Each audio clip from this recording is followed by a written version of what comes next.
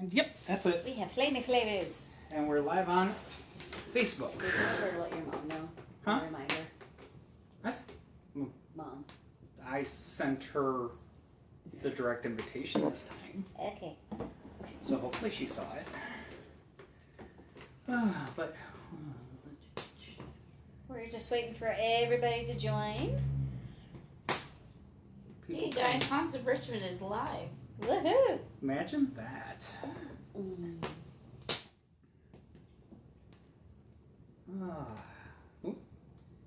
One person's watching. Is it you or me? Might be somebody sitting in this room. Probably. I'm trying to turn it down. Alright. Where is my script? Your show will go live in 5 seconds. Okay. 4, Yeah, I know. 3, Okay. 2, Brightness. 1. Beep. Blog Talk Radio. Alright, now we have everybody. We got our Facebook Live folks, we got the Vibe Radio Network folks, I'm no longer blinded by the script. and here we are in the room. You go starting to funnel in. And I just texted your mom, and now she's turning to me. Okay. But yeah, good evening, everybody. Hope everybody's. This is our first show of the new year, isn't it? Yeah, it is. We weren't on last week. Yeah, that happened. So hope everybody's New Year's off to a good start. Cheers. Cheers, everybody. I have spiked tea tonight. Beep. I have a Pilsner. Something on the lighter side. I have boozy hot chocolate and a mash cup. Which With a kitty is on her lap. amazing. Mm-hmm. But yeah, so let's see. Where have we been? Watching the Bills play. Yeah, yep. So, yeah, thankfully, I heard that He got released from the hospital today. Yep. He's back in Buffalo. and back in Buffalo. So yay for Yay, that. Hamlin. Yeah, so good news there. Is he And going back to play, or is he No, taking the no. season He'll off, be out right? for the rest of the season. Yeah, at a definitely. minimum. So I'm sure the doctors are going to be Very careful. with very him. careful. Oh, moving incredibly forward. so. But yeah, so kind of. I mean, you know, glad he's doing better, but definitely kind of sucked the oxygen out of the room last week, huh? Whew. Yeah, that was scary to watch. But then the Bills won yesterday, and Yes. everybody was happy, Yes. except for perhaps New Patriots, England. But But whatever. that's okay. That's okay. New England is perpetually unhappy. There is some truth to that. There is some truth to that. Anyway, so back to ghosty stuff. Yeah, we've just been doing tours, regular tours. We do have John Marshall Court-End tour this coming weekend on the 14th. So yeah, if you have not checked that out yet, that is a lot of fun. So Friday the 13th coming up, we're doing a Churchill Chiller on Friday, Churchill Chillers tour on Friday, and we got that the Ghosts of John Marshall and the Spirits of Court-End in partnership with the John Marshall House on Saturday, which is going to be a lot of fun. Yep. And then the following weekend, we're going to be, of course, doing tours because we are involved in 2 events. First one being the Hanover Paracon with VIP dinner, meet and greet on Friday night, and then the actual convention, or the con and investigation Saturday night. Yep. I'll be there during the day. Chris will be there for the investigation at night because at nighttime, myself and Lee will be down at the Poe Museum along with 2 of our other guides. Marsha And Travis will be there, and we'll be doing working with them for the birthday bash, and then also doing the Shadows Shaka tour that night. 2 of them. Yep. The birthday bash is gonna be sick. It's It's gonna be all awesome. weekend long. All weekend long, all day long. And also we have started doing trivia on the 3rd Thursdays of the month. Sorry, at Richborough, and this month's theme is of course going to be Poe. So I'm doing that too. And Lee's going to be there as well. She's been very busy with Poe this I'm year. gonna be at the Centennial celebration as well. So Yep, come hit me up. Yep, Centennial Celebration will be the Monday. That is going to be the 23rd at the Dominion Energy Center. So So very, very busy weekend in 2 weeks. Yep. So. And, well, there's more stuff after that, but we'll get to that later because, well, honestly, we're going to be, because of everything that we got going on, we are going to be on... We're going to do back-to-back Mondays. Yep, we'll be on again next week as And well. then we'll be taking the following Monday, which was the usually scheduled one, off. Yep. So, but yeah, we're kind of getting a little ahead of ourselves. All right, so in the meantime, we for promised haunted Mississippi, and I guess I'm starting since you have a black furry fire. Oh, over hey, there. Donna's gonna be a birthday bash. Sorry. Woohoo! excellent. All right, so in the deep south state of the Mississippi, it has a long and complicated past. Frequently cited for its hardships and horrors, the state has plenty of fuel for haunting tales. But that's not to say it's all grim and foreboding in this Gulf Coast state. So join us for this evening on paranormal stories of Southern charm from the Magnolia State. You might find some inspiration here for your next paranormal road trip. I gotta tell you what, Mississippi was not on my places to visit. After going through and reading some of these stories, I mean, There's some good stuff in There's here. some Her good stuff. charms, man. No. I don't mean that as anything bad against Mississippi. It's just there's a lot of places I want to go, and Mississippi just So didn't rank up there before. Maybe I get you on that Mississippi cruise. Yeah, we could do that. It needs to stop at Vicksburg. Vicksburg Most sounds of them do. okay. Fantastic. Vicksburg's usually an end stop or a start stop. Good. Because Is this yeah, a transition? Like, are we talking about Vicksburg now? No, but Vicksburg, Mississippi. Mississippi. Gotcha. Yeah. So, and of course Hannibal, Yes. because Mark Twain. Yes. But I've been again, we digress. All right, so let's be honest. Most people are paranormal skeptics, at least until they have an experience to prove otherwise. And Stacy Humphreys and her husband Jimmy were such people. They laughed when they heard that the antebellum house that they were buying had been haunted by a ghost named Beulah. First, a little background though. Stacy and Jimmy were looking to move from Arizona to Hannibal, Missouri. And while shopping online for stork home in that area, the ad that kept popping up was for an 1800s home in Holly Springs, Mississippi. The ad was a bit frustrating for Stacy in its persistence. Both Missouri and Mississippi might start with the MISS, but the two spots were hundreds of miles from one another. Yet the ad for the Mississippi home kept showing up, and Stacy finally relented and gave it a look. The home was named Linden Hill, a Greek revival structure built in 1841.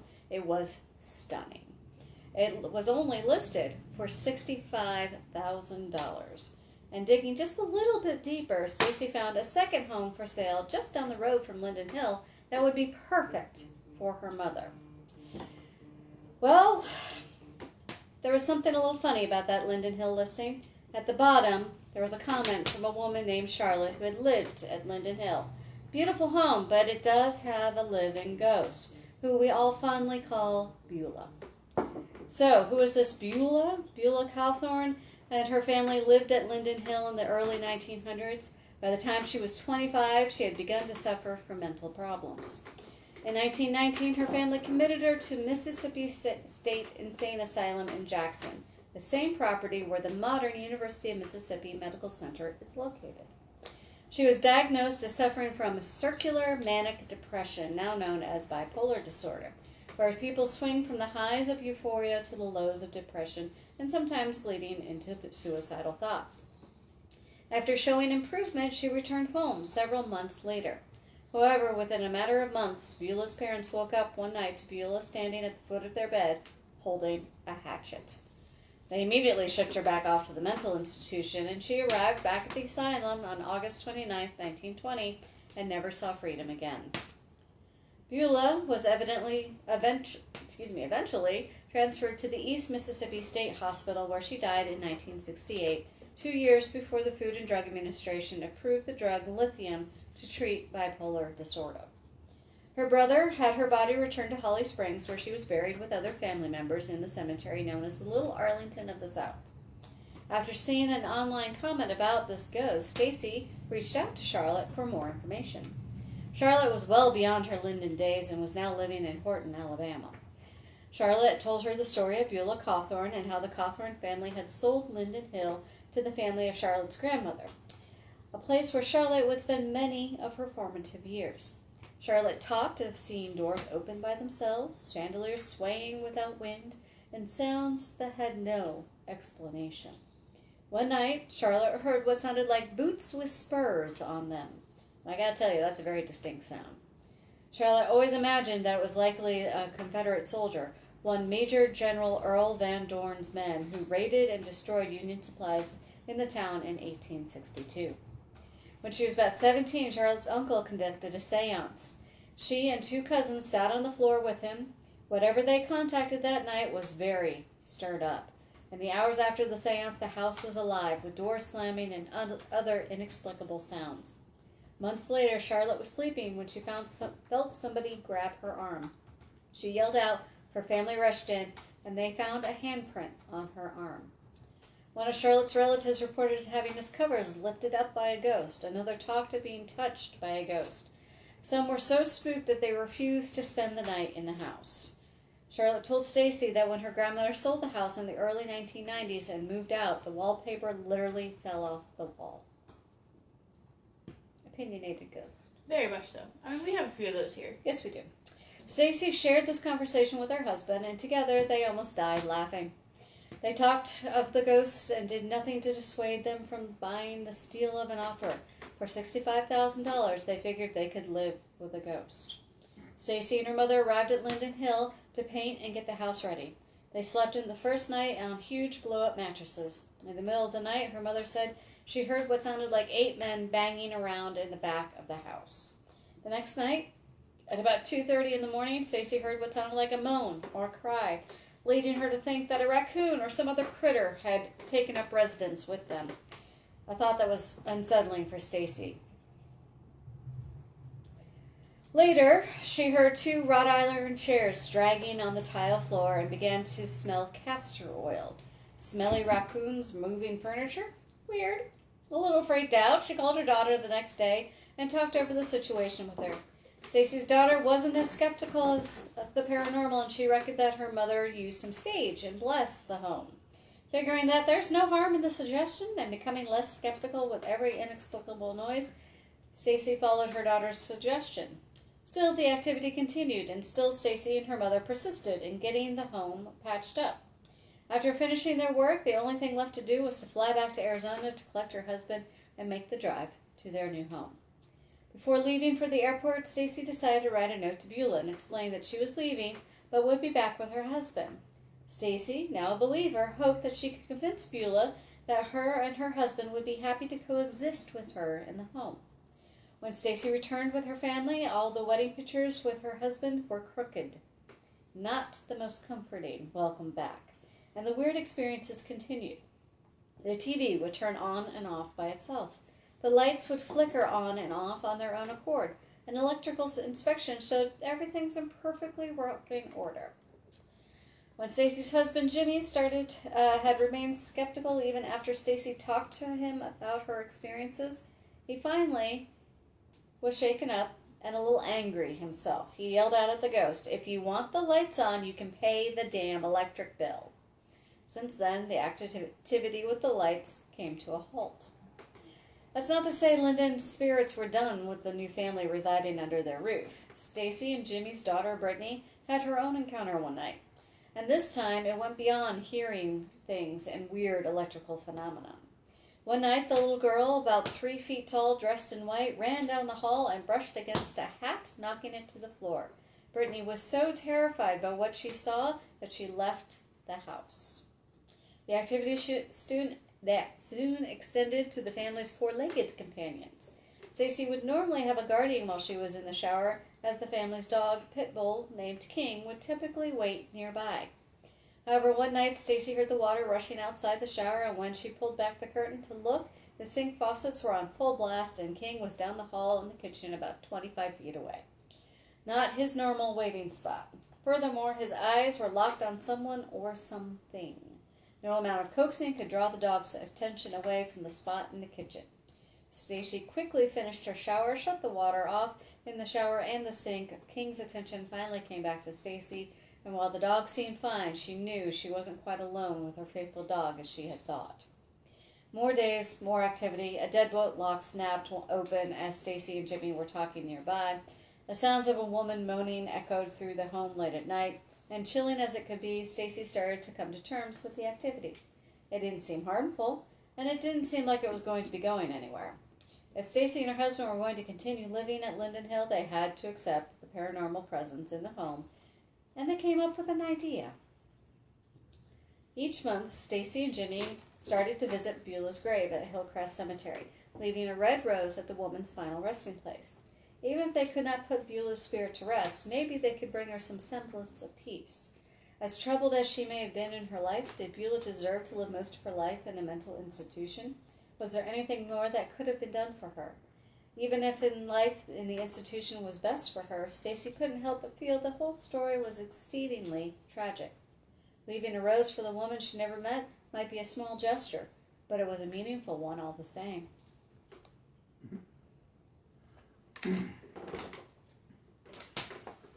One way to come to terms with the Respect. We keep telling y'all it's about respect. Yes. Generally speaking. I mean, every once in a while, I suppose, just like with, well, the living, you might have a bad egg amongst the dead. But, yeah. Usually, show somebody a little kindness, a little bit of respect, goes a long way. So, now we are going to go ahead and turn our attention to Vicksburg, as I had mentioned before. And at the heart of Vicksburg, you will find the McRaven Tour Home. It's a beautiful home that can trace its roots back to the late 1700s. The first portion of the house was built in 1797, before Mississippi became a state. Highwayman Andrew Glass built a 2-room brick structure with a bedroom above a kitchen, with the removable ladder to prevent an ambush while he slept. Mr. Glass would rob people traveling the Natchez Trace and hide out in McRaven. It's believed that Mr. Glass was the first of several spirits to be attached to the home after his passing. The second portion of McRaven was built in 1836 by Sheriff Stephen Howard, and he enclosed a patio, creating a stairway and adding a bedroom, a dining room, and a 2-story covered porch. Built in the Empire period, this portion of the house was simple but had some decorative touches. Sheriff Howard lost his young wife, Mary Elizabeth, after childbirth, and her spirit is thought to be the most active ghost in the house. Some of her personal belongings are still in the home, including her wedding shawl. The third portion of the house was built in the Greek Revival style by John H. Bobb in 1849. He was a prominent brick manufacturer and sawmill owner. Mr. Bobb built an elegant parlor, master bedroom, men's changing area, flying wing staircase, and a Greek Revival facade, which he later replaced by the Italianate facade with Vicksburg pillars. Bobb opened his house as a field hospital during the Civil War and weathered the Vicksburg siege at McRaven. His luck ran out a year later when occupying Union troops murdered him over a brick-throwing incident. Mr. Bobb's widow sold the home a few years later, and subsequent owners allowed the home to fall into neglect before it was rescued in 1960. After a brief renovation, the McRaven Tour Home opened to the public in 1961. Additional renovations over the subsequent decades have resulted in a museum that speaks to multiple periods of history in style in the South. It is now used for tours, both haunted and historical, and once a month the home is opened for a ghost hunt. Deemed by some as the most haunted house in Mississippi, it's little wonder that people flock to the spooky activities that the McRaven Tour Home offers. Disembodied whispers, ghostly pacing figures, slamming doors, and more inexplicable activity are all common at the historic structure. As noted before, the first owner of the home, Andrew Glass, is believed to be the first of the spirits that reside there. Glass and his wife had not lived at the house long when his luck ran out one night. He was out engaging in his usual business of looking for goods to steal around a French encampment, but he was spotted and promptly peppered with gunfire from French soldiers. While he managed to escape the scene, he was badly wounded, and with French soldiers hot on his heels, Glass fled to his home where he begged his wife to kill him so that he would not be caught alive by the angry soldiers. His wife slit his throat, making Andrew Glass the first of many deaths to occur in the home. Andrew's presence is said to lay heavy on his room. Women are touched by unseen hands, and women can feel sudden and irrational bouts of anger. He may also be responsible for borrowing items, as objects can go missing only to reappear in a place where it could not have possibly been missed before. Hauntings continued with the Howards. As I said, Mary Elizabeth, well, she died in childbirth at the age of only 15. And this was in August of 1836. And this happened also in the home's middle bedroom. Despite her youth, she was the uncontested lady of the house, and she still embraces that role almost 200 years later. She has been seen by visitors almost in a way of greeting them to the home. She is also considered by most to be responsible for much of the physical activity in the home, with dresser drawers flying open and closed, and the lights in the room where she died flickering without explanation. An unusual physical phenomenon will sometimes occur with her wedding shawl, as well as it will sometimes emit warmth all on its own. Well, that'll be fun with cameras. Yeah. During the Civil War era, when the Bobs lived in the home, it would serve as that Confederate field hospital, and the home was frequently shaken by the bellowing cannons at nearby battles. And the grievously wounded soldiers cast a heavy weight over the home as well. The most prominent spirit from the Civil War era, though, is that of John Bob himself. Ever since Bob was shot by Union soldiers during the occupation of Vicksburg in 1864, his spirit has been seen walking the balcony at McRaven. Other spirits are believed to wander the home and the grounds as well, and for the full experience, for the full experience, sorry about that, you can visit this piece of haunted history yourself. History tours are available daily, and haunted tours are offered on Friday, Saturday, and Sunday evenings. It is certainly on our paranormal road trip checklist.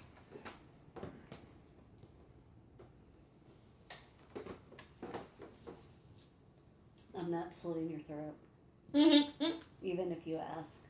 I wasn't going to ask you to. I'm just laying down that rule right now. Noted. Boundaries are important, kids. Okay. On that note, Just needed to put that out there. But, you know. All right, we're going to continue on to the National Park, Military Park in Vicksburg. Of course, we can't leave Vicksburg without mentioning this park. It's one of the most renowned military parks in the entire country, and its history is only rivaled by its many hauntings. In the summer of 1863, one of the bloodiest battles of the Civil War took place on the lush greenery of the rolling hills that now make up Vicksburg National Military Park. The hundreds of monuments and thousands of grave markers that fill the park serve as a constant reminder of the horror that the land had once seen. Apparently, those aren't the only reminders. There have been several reports of inexplicable occurrences at the park. One such occurrence involves the Pennsylvania Monument. The monument contains 5 bronze medallions which feature the faces of the Pennsylvania commanders. According to several reports, the faces appear at times to be crying tears of blood. Strange things have also taken place at the park's Texas Monument. Aside from orbs being photographed in the area, there have been times that smoke appeared to be coming from the cannon of the bronze statue.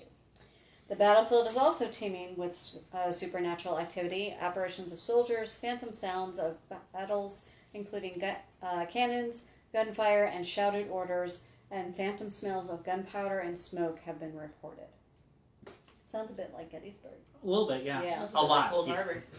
Yeah, Cold Harbor as well. Yeah.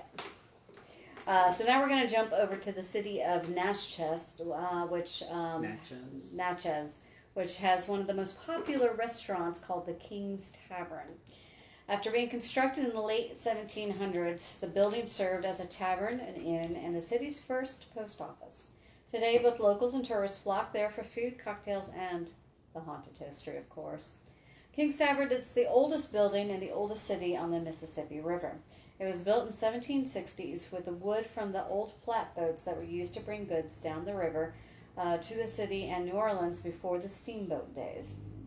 Since the flatboat merchants couldn't float back home against the river's strong current, the last items they sold were their flatboats.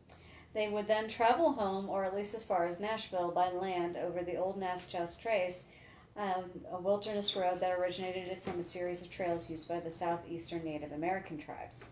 Undoubtedly, the merchants and the boatmen stopped for a drink or two at King's Tavern before leaving. Later, notorious trace bandits, such as the previously discussed Andrew Glass, would return to King's Tavern and spend the money they had robbed from the travelers. But there were others, like the Harp brothers. Unlike most outlaws, the Harps were motivated by bloodlust rather than financial gain. Entire families fell victim to their bloody rampages through Mississippi, Tennessee, and Kentucky. The elder brother, Micah Harp, was so cold-blooded that he killed his own daughter for crying too loud. He sounds like a He's not a winner. delightful individual.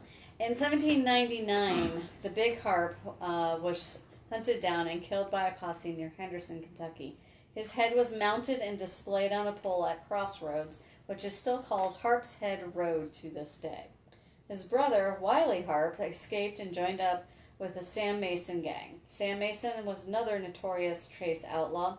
He was known for leaving messages after his crimes, often in the blood of his murdered victims, proudly stating, "Done by Mason of the Woods." In 1803, the Mississippi Territorial Governor William C. Claiborne put out a $2,000 reward for Mason. Wiley Harp and James May, another member of the Mason gang, decided to collect it. So they killed Mason, cut off his head, presented it in Greenville. The head was positively identified as Mason's, but the man in the crowd recognized Wiley. Both Wiley and May were arrested on the spot. They were tried, convicted, and sentenced to death by hanging. Their heads were mounted and displayed on poles at opposite ends of the trace to deter other outlaws. Records show that Sam Mason and Wiley Harp hit Yazoo and Walnut Hill, which is now Vicksburg, during their crime spree. It's very possible they ventured into Natchez to spend their ill-gotten gains at King's Tavern. Simply, their ghosts are still at the tavern today. A menacing-looking red-headed spirit wearing a top hat has been spotted time to time, reminding many of the notorious outlaws terrorizing the area centuries ago. The creepy history goes well beyond the spirit of the outlaws. In the 1930s, the skeletal remains of 3 bodies, 2 men and 1 woman, were found hidden in the wall behind the fireplace. A jeweled dagger was also found with its remains, which was assumed to be the murder weapon. As for the remains, the men were never identified. However, the woman was believed to be Madeline, the mistress of the tavern's original owner, Richard King. According to the local legend, Madeline disappeared sometime after Mrs. King found out about the affair. Many believe that Mrs. King killed Madeline and hid the body in the tavern walls. Employees believe that Madeline is responsible for most of the paranormal mischief that takes place at the tavern. Several strange happenings have taken place upstairs, which of course used to be the inn. Witnesses have reported seeing a young woman in old-fashioned clothes, a face suddenly appearing in windows or mirrors reflection, as well as feeling a warm spot a few inches above the bed, as if somebody had just been lying in it. Whether you're looking for the tasty meal or a few grim historical haunts, the King's Tavern can of course fulfill your appetite for both. It's pretty, very, very rustic looking building. It is. So it looks pretty cool. And I'm kind of amazed that it's managed to survive as long as it has. So. Considering it's like wood. Yeah, it's basically large slabs of wood from those boats. So cool place. I love how we just recycled stuff that we had. Mm-hmm. Yeah, I mean we're kind of sort of starting to get back into that a little bit. Yeah, upcycling as it's called. Yep. Hey, buddy. Hey, Nico. Coming back around. So, before this next one, I want to go ahead and give a quick shout out to a friend of mine, Ryan Wells. He runs a page called Graveyard Geeks. And it's a fun page to follow. It is a fun page to follow. He's done a lot of traveling, and, well, as Pardo said, travels. He visits cemeteries all over the place. But he reached out when he saw me post this haunted Mississippi because the cover photo that I had on it was about this next location. Well, it's not necessarily a cemetery. It certainly is a very cool historic feature down there in Mississippi. It's a place called the Windsor Ruins. And it was these ruins are what is left of the largest antebellum Greek Revival mansion in Mississippi. And what are now the Windsor Ruins, which are, sorry. Words are hard. I'm deviating from my script and regretting it. What are now the Windsor Ruins was once the cornerstone of the 2,600-acre Windsor plantation built by Smith, Coffey Daniel II. The 17,000 square foot home, 17,000 square foot home, We'll get there. yeah, was constructed between 1859 and 1861 and prominently featured 29 40-foot Corinthian columns, 23 of which frame the ruins that linger today. The columns were the best that money could buy. The fluted columns were crowned with half-ton ornate iron Corinthian capitals and joined with ornamental iron balustrades. The column capitals, balustrades, and cast iron stairways were manufactured in St. Louis and shipped down the Mississippi to the nearby port of Bruinsburg. The skilled labor, artisans, carpenters, masons, and painters for the home came from as far as the northeastern U.S. and Europe. The hard labor was completed by Daniel's slaves. Can't say we're surprised. Nope. That was that time period. As wrong as it was, it's history. Yep. Amongst the other features that the opulent residence boasted were wide verandas, interior bathrooms, a schoolroom, a doctor's office, a study, a library, ebony-framed mirrors, and over 20 rooms with their own fireplaces made of Georgia and Tennessee marble. Situated on top of the home was a large observatory overlooking the Mississippi. It was a showcase of the immense wealth that was built on the back of slaves in an era when cotton was king. When the home was finished in 1861, Daniel moved in at the age of 32. Yeah, only 32 years old. Multi-millionaire overseeing an empire of more than 20,000 acres of land in Mississippi and Louisiana and no fewer than 300 slaves. Unfortunately for he and his family, Daniel wouldn't get to enjoy it very much. On April 28th of 1861, mere weeks after the completion of Windsor, Daniel died of what was assumed to be a heart attack. And things were about to get much worse for the South as the Civil War ramped up in the months ahead. Many southern homes and plantations were destroyed during the war, but Windsor was fortunate. It survived mostly unscathed, but it didn't remain untouched. During the early years of the war, Windsor's observatory was frequented by Confederates as they watched Union troop movements up and down the Mississippi and surrounding areas. As it turns out, Union troops were also watching the Confederates. Just before the federal campaign on Vicksburg began, Catherine Daniel, Smith Coffey Daniel's widow, was hosting one of the parties that would become commonplace at Windsor over the next 30 years. Several neighbors and even a few Confederate officers attended the party. After everyone had arrived for the party, a few more guests arrived unannounced. Several Union soldiers marched in with the idea of capturing Confederates on their mind. As the soldiers entered the parlor, they lay their eyes on quite a party, with singing, laughing, and general revelry. Amongst the partygoers were 3 Confederates dressed in their gray uniforms. One of the Union soldiers approached the Confederate in charge, touched him on the shoulder, and inquired, "Are you a Confederate officer?" He promptly replied, "Yes, I am." At this moment, the singing stopped, and the ladies protested the intrusion, a protest that fell on deaf ears. The ladies attempted to fend off the Union soldiers, but the arrest proceeded, and the Confederates were marched down to the riverfront and taken by boat to prison in Vicksburg. Nice. Yeah. Talk about your party crashing. Yep. Anyways.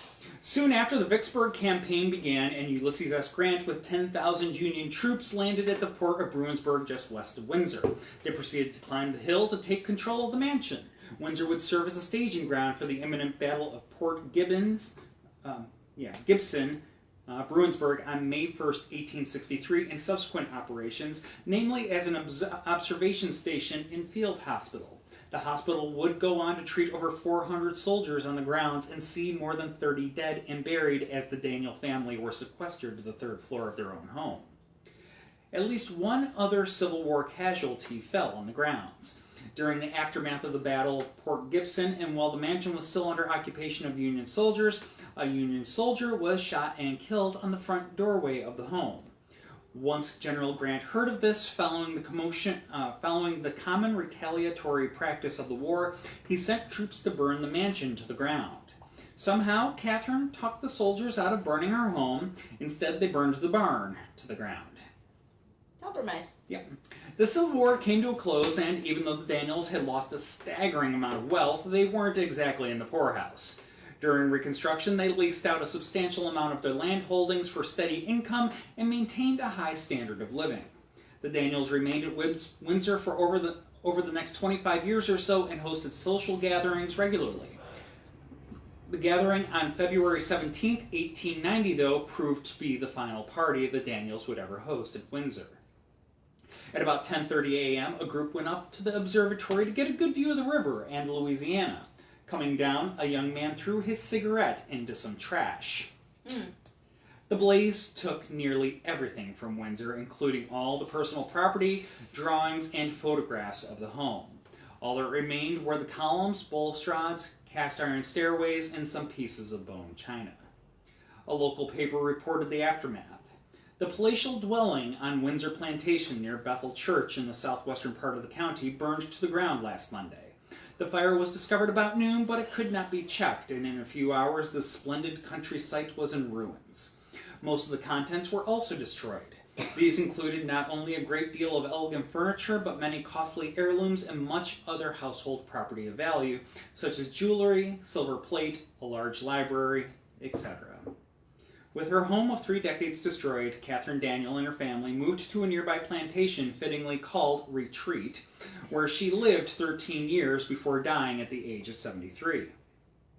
The Windsor property remained with the family until 1974, when Smith Coffee Daniel's descendant donated the ruins to the state of Mississippi for historic preservation. For more than 100 years, the appearance of the mansion was a bit of a mystery. There were no surviving photos or sketches of the place, or so people thought. In the early 1990s, everything changed. The personal diaries and papers of a former Union captain, Henry Otis Dwight of the 20th Ohio, were discovered and examined at Ohio State University. Amongst the documents to the delight of researchers was a sketch of Windsor Plantation.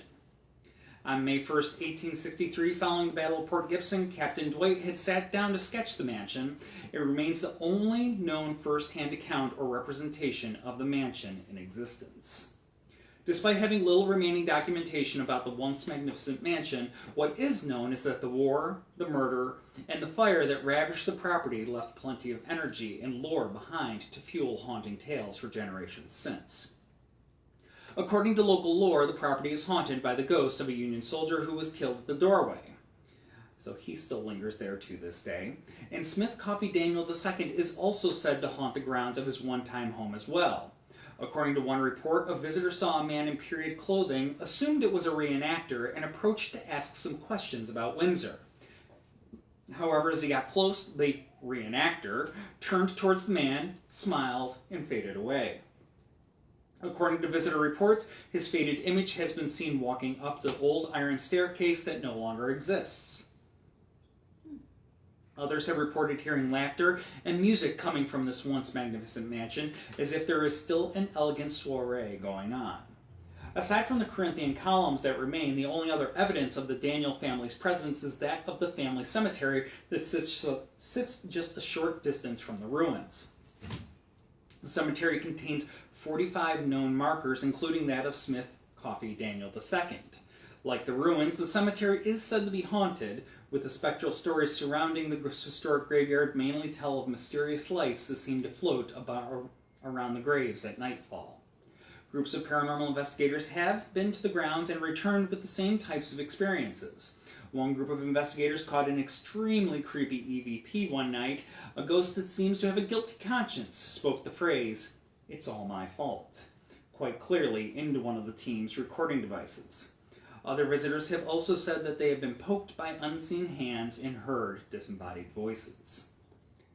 So was that all my fault, the brick or the cigarette? I don't know. Good question. There's certainly plenty of fault to go around there over the generations. Oh, for sure. But those would be big ones. Yeah. Alright, this is going to be interesting because I have a kitty falling asleep right here.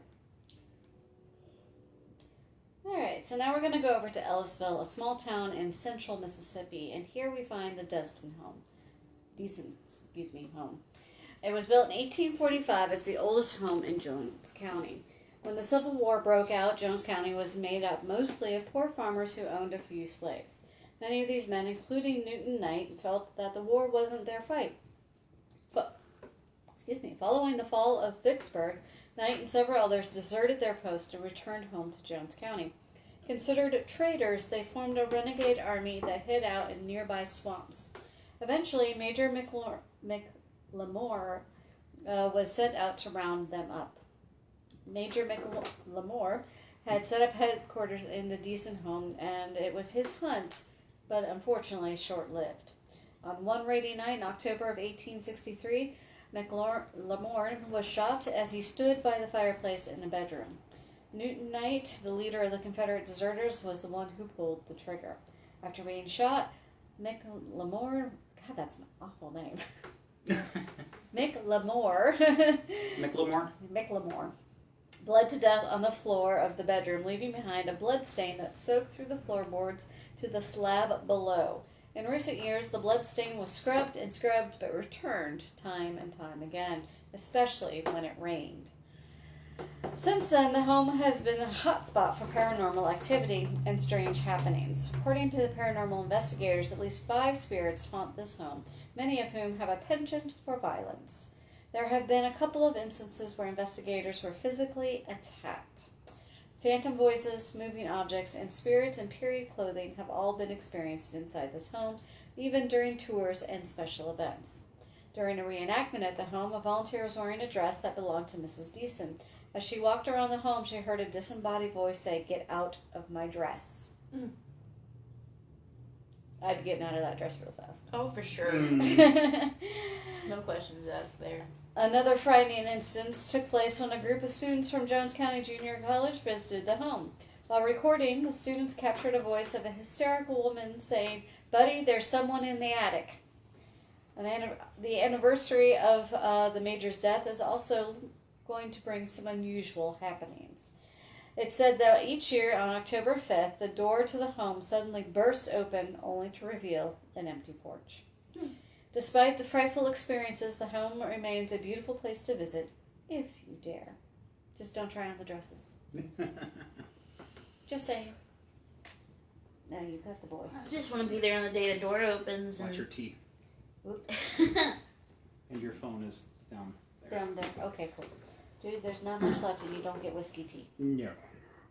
So now we're going to go ahead. We're going to pop into the small town of Waynesboro. No, yes, Waynesboro, Mississippi. We haven't suddenly jumped. There's several Waynesboros out there. Lots of Waynesboros out there. So this is Waynesboro, Mississippi, and this is where local lore has been passed down from generation to generation. One of the most popular stories is centered around a haunted road with a dark past that has come to be known as Devil Worshipper Road. Ah. It's really called Waynesboro Shubuta Road, but, well, this show is meant to be focused on the creepy stuff, so Devil Worshipper Road it is. There are numerous stories of supernatural happenings associated with this long stretch of road, and while some believe the haunting of this road is the direct result of sacrifices made by a satanic cult, others think it has to do with a local devil-worshipping farmer who sold his soul to the devil and was in turn transformed into a demonic creature known as Goat Man. This Nice. sounds like a B movie. Yes. Oh, I'm so down. Yeah. Now, the demonic creature is said to be about 7 feet tall with glowing eyes and a pitchfork in hand.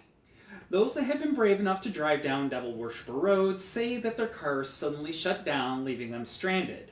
A feeling of being watched, the appearance of shadowy figures, and even being taunted by spirits that shook their cars, leaving handprints behind. Others say that they have seen the Goat Man himself, claiming the frightening creature stood in front of their stalled vehicle while intently staring at them. This figure with the glowing eyes is said has not yet laid hooves on anyone, but his appearance has been laid deep into the minds of any who have actually crossed his path.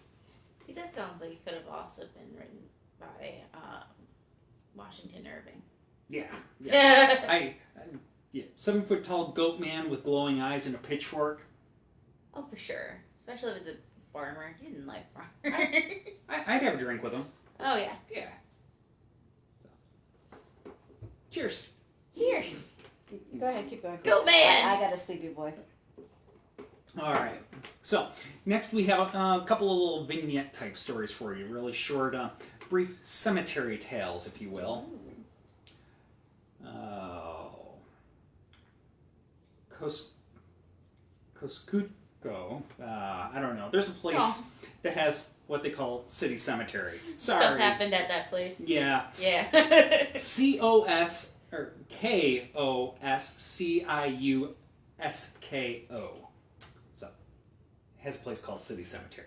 And it was here that Laura Kelly was laid to rest after her death in the late 1800s. Laura's husband was so distraught at her loss that he commissioned a statue to be built in her memory. Sparing no expense, Mr. Kelly hired a world-renowned sculptor and even sent the sculptor some of his wife's clothes so that the statue would be as realistic as possible. The grieving husband then had a third story added to his home so he could view the statue of his beloved wife from the upper floors.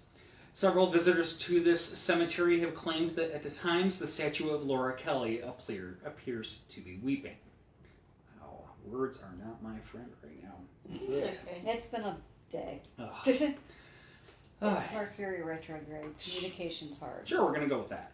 So, now we are going to Madison County, where we will find the Chapel of the Cross Cemetery.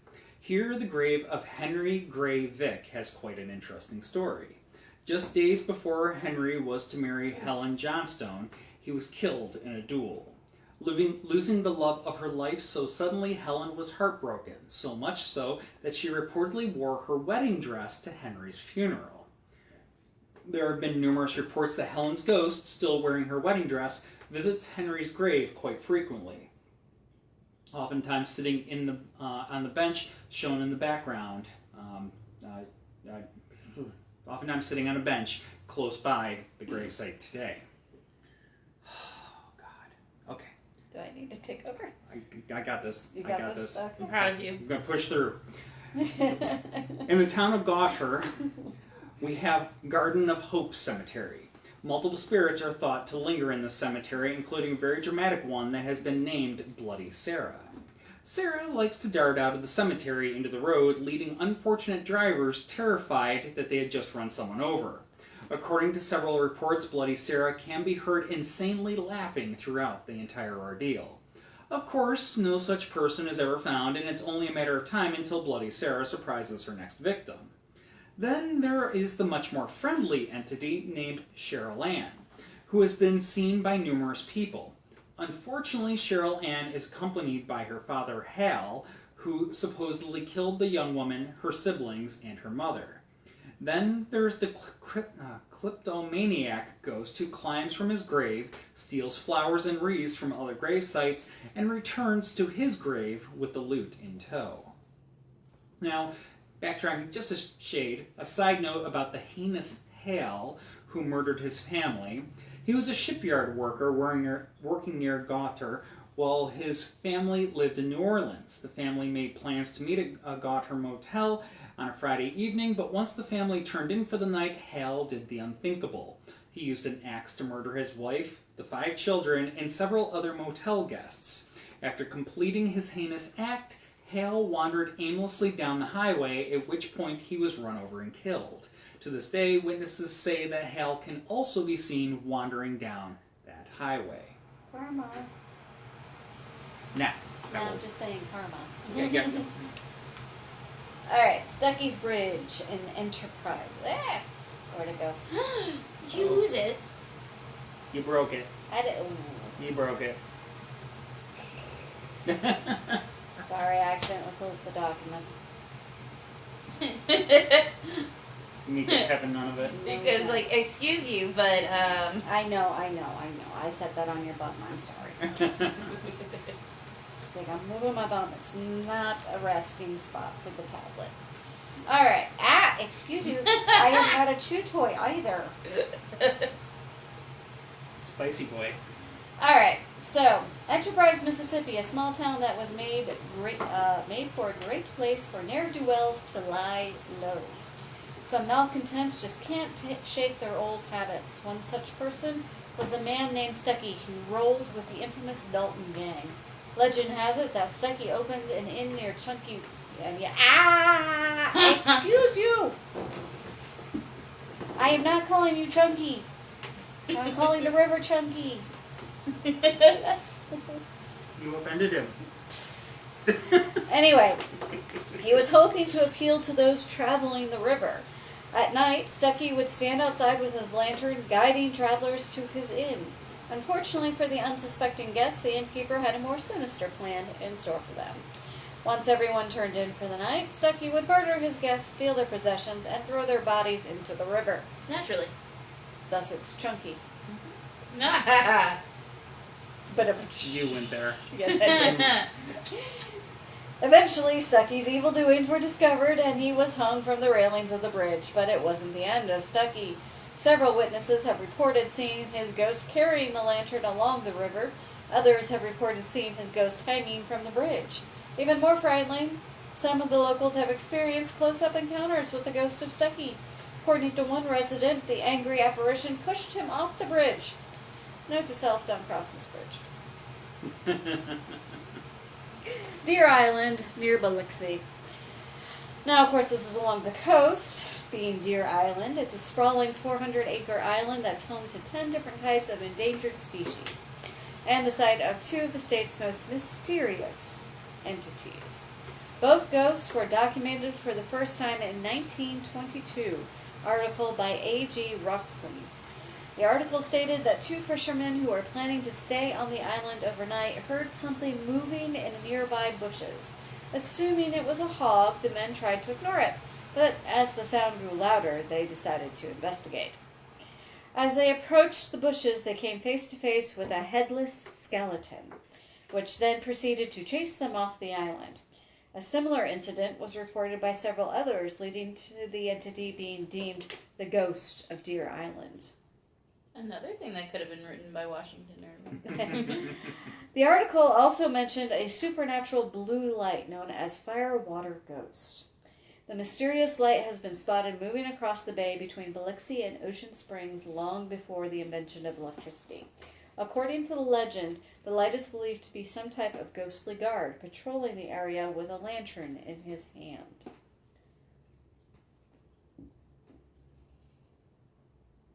You looking it up? Yeah, I'm just looking at maps. Okay. Sorry. The Longfellow house down at Pascagoula. Pirates and buried treasure and a renegade priest, a baby falling from a third-story window, and bloodstains on the floor. Yeah, these are all legends that surround Pascagoula's most treasured antebellum home, the Longfellow house. Constructed in the 1850s for the Graham family, it has been long been the subject of local lore. Yes, words. The three-story structure originally stood on an extensive piece of property boasting 400 feet of waterfront land on Pascagoula Bay. Craftsmen constructed the home of native pine and cypress and topped it with a slate roof punctured by 3 dormers and 2 chimneys, one at each end. Over the years, the magnificent estate had been home to many different people, generating fascinating stories about the property. The first owners, the Grahams, were slave traders with the reputation for extreme cruelty to their slaves that supposedly resulted in the bloodstains on the third-story floors. The Grahams occupied the home for a time. The home subsequently sat empty for several years, prompting locals to believe that it was haunted.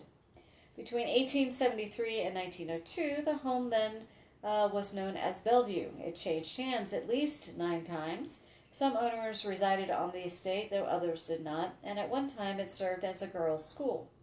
The Longfellow house's history had become quite muddled, perhaps opening the door to many of the legends surrounding it. In 1902, W.A. Pollock purchased the house. His family lived there until 1938, a longer tenure than any other family. Many members of the Pollock family then sold the house to Mayor Frank Canty, who resold it just 3 years later to the Ingalls Shipping Corporation. Ingalls owned the estate for several decades and transformed it from private residence to an exclusive club and resort. It featured all the amenities of a luxurious beachfront resort: cottages, hotel rooms, dining rooms, a lounge, a swimming pool, and of course, a golf course. After some success, the patronage of the resort declined, and the Longfellow house fell into disrepair. A real estate developer eventually purchased the estate, divided the land to sell as individual lots, and then sold the house to Diane and Richard Scuggs, who then spent countless hours researching the history of the home and restoring it to its former grandeur. and then donated it to the University of Mississippi Foundation. The home was damaged by Hurricane Katrina in 2005 and was purchased the following year by Doctors Tracy and Randy Roth, who lost their own historic home in that storm. The Roths undertook the repairs, and once the house again survives as a private residence. Numerous legends have regarding the house have arisen. Perhaps the best known is the one that gave the home its current name. Poet Henry Wadsworth Longfellow supposedly was visiting the estate when he was inspired by Pascagoula Bay and penned The Building of a Ship. Despite the authority with locals often tell this story, it's simply a legend. The poem in question describes the process of a ship's construction, and it does mention Pascagoula. Locals likely draw a connection to this reference and the town's shipbuilding tradition and concluded the poet must have witnessed shipbuilding in the bay. However, closer reading of the poem reveals that Pascagoula is one of the country's largest exporters of timber at the time. It was simply a source for the lumber used to build the ship, brought from regions far away from Pascagoula's sunny bay. Longfellow apparently never traveled south of Virginia, so the idea that he visited this home is simply a myth. The haunting of Longfellow House has been a popular topic of conversation amongst the natives for years. Legend has it that a slave who worked in the home was beaten nearly to death and sent to the woods to die. The slave that is believed to haunt the Longfellow House can often be heard moving around the upstairs area of the home. It appears the spirit is still angry and has reportedly gotten violent on several occasions, pushing down one person and slapping another. While not open to the public, it remains a beautiful home to set your eyes on should you ever have the chance.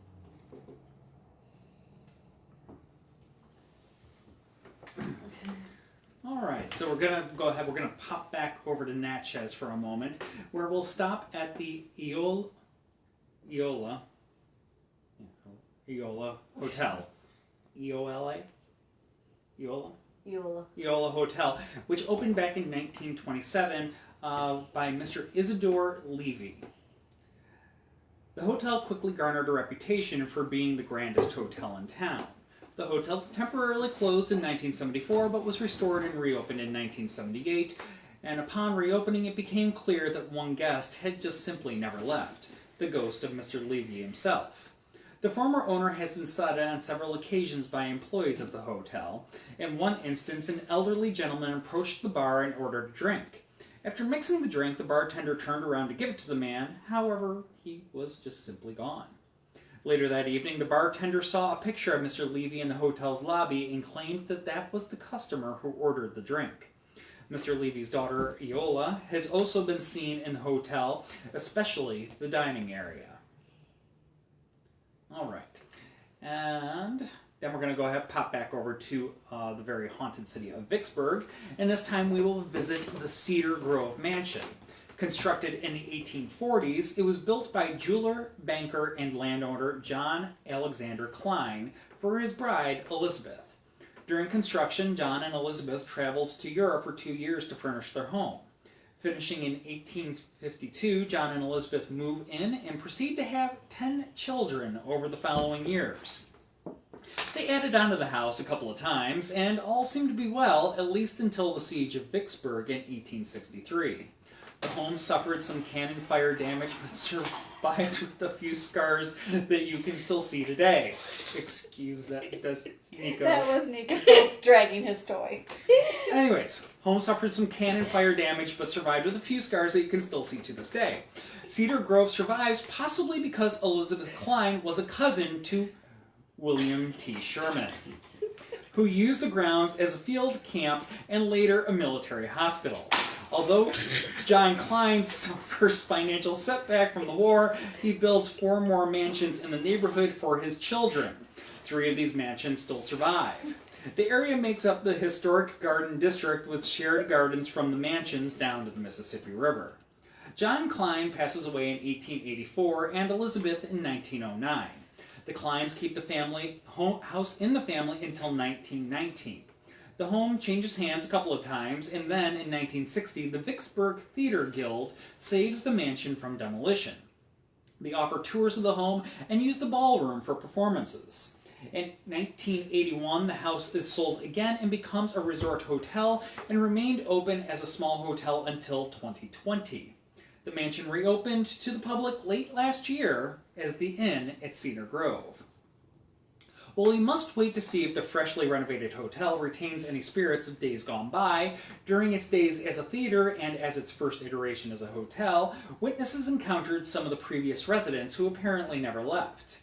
Visitors have reported seeing apparitions of Mr. and Mrs. Klein in the home, and hearing the couple's children roam about the halls, and smelling the smoky tobacco from Mr. Klein's pipe. On a more frightful note, the echoes of a suicide seem to reverberate through the building on some nights. A daughter in one of the families that lived in Cedar Grove after the Kleins shot herself in the mansion's grand ballroom. Occasionally, the sounds of a gunshot, screaming, and music can be heard in the dead of the night, much to the concern of the workers who have been subjected to these sounds time and again. Finally, there seems to be the spirit of someone who cannot make a subtle entrance. One morning, a chef arrived to work and was promptly confronted with an accusation that he had left the front door wide open when he departed on the previous night. The chef was offended by this accusation and he suggested to view the security footage from the night before. Sure enough, the motion-activated cameras detected motion in the middle of the night. Around 1 a.m., the front door blasted open, then closed, opened again, closed about halfway, opened again, and finally closed most of the way. A maintenance guy said that some wind must have blown it open and caused all of that, but there was a big problem with that theory. The mansion was decorated for the holidays and flowing garlands were draped throughout the room. Despite the violent motions of the door, the garlands never stirred. There was not a breath of air coming in through that swinging door.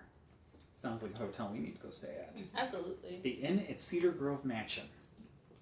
And that, ladies and gentlemen, was our last story for this evening. Sorry for the cat fishing. I currently have 3 cats playing. So, but yeah, thank you all for tuning in. Hope that you enjoyed this evening's show. And reminder, we will be back again this very next week. So next We'll be week, doing Witches Part 2. Yep, Witches Part 2. We got our second Witches episode. If you missed the first one, you can catch that on... go ahead and you can find it in the video archive on our Facebook page. And, of course, you can also find it...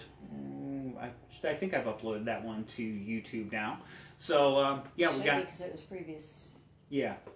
Yep. I'm almost caught up on getting everything uploaded to YouTube. I might actually, now that I'm thinking about it, maybe go ahead and get 1 or 2 more uploaded this evening after we get offline here. But yeah, hope that you'll come back and join us in a week's time to chat again. And then actually 2 weeks after that, or 3 weeks from today, we will have Haunted Colorado. Yes. Ooh. So yes. I did promise I was going to start making my way through states. So. We're making a pretty good dent now. I mean, it's I'm having fun. yeah. I went down Colorado's rabbit hole and then ended up in a whole different rabbit hole for a whole new script. Yep. So you know. Our February schedule is still pending, but we probably will have that. Well, I'm sure we'll have it cleared up by the time we do Haunted Colorado, but we might have a clearer picture even next week. So we shall see. Yeah, I think I've got it written down somewhere. I've got at least 2 of them figured out. But in the meantime, if you can, if you're from the area, come on out, join us on Friday the 13th. Yep. Come on out on Saturday and join us at the John Marshall House. And Birthday bash. yeah. Birthday and bash. then it'll be after our next show, but still, go ahead, get it on your calendar. Post birthday bash at the Poe Museum on Saturday and Sunday, the 22nd, 21st and 22nd. And then on the 23rd is the Poe Museum's Centennial Celebration at the Dominion Energy Center. You can get information on all that Poe Museum stuff at poemuseum.org. So go ahead and check them out and hope that we can see you there. And also, that same day on the 21st, if you want to mix things up and do Poe Museum stuff and do some other spooky stuff, you can come and catch us up at Hanover Tavern for the 2nd annual Hanover Tavern Paracon. Yep. So we got a lot going on. Yes, we do. So with that, we will go ahead. We will wrap it up for this evening. I think that covers it. Yep. All right. Again, thanks y'all for watching, and we'll look forward to seeing y'all again soon. Have a good night.